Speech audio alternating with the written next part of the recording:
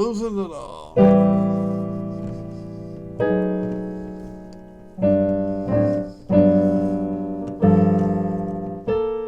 The big thing that I think you're interested in is the Alzheimer's. My fingers don't work anymore, Elaine. My name is Robert Sims. I go by Bob, and I'm, how old am I now? 81. There's no way of avoiding getting old, so you just gotta roll with that one. All that Alzheimer's does is slowly degrade memory.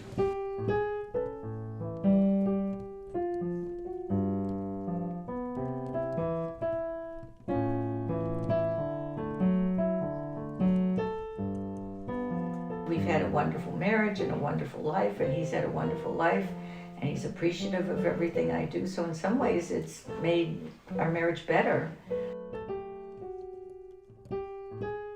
I think it was hard for my family to accept, especially my brother Larry.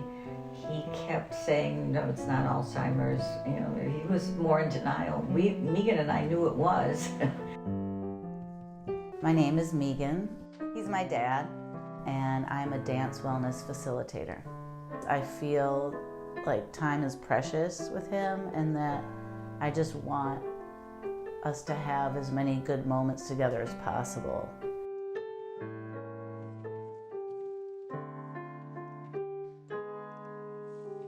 So there's no pain. It's a pain in the ass for everybody else, but it's not that big a pain in the butt for me. Most caregivers are family members, unpaid. I get all the medication, I go to doctor's visits, check on everything, and it is very stressful, and it consumes your whole life eventually. I mean, we're not at that point yet. You know, it only goes in one direction, and there is no cure.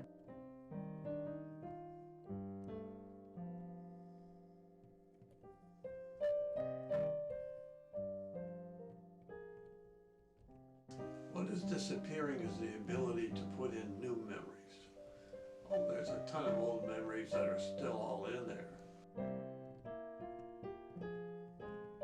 Both his parents suffered from it, and so he watched them die from that. And so he's been sort of anticipating this. People talk about grieving with Alzheimer's because you lose the person more than once. You know, it's a continual loss over time. It's very gradual, but it's definitely keeps changing. You know, he was a computer genius, and he really can barely use his laptop. He can barely use the phone now. I know where this is going. Just my parents all had it.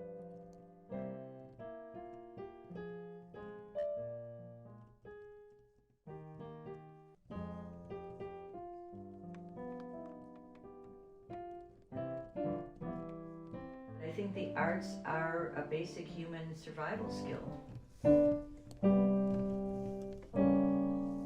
So he comes to my dance wellness classes at the Turner Resource Center. It's a senior center. Every time he comes, he has a great time, and he's talking with people.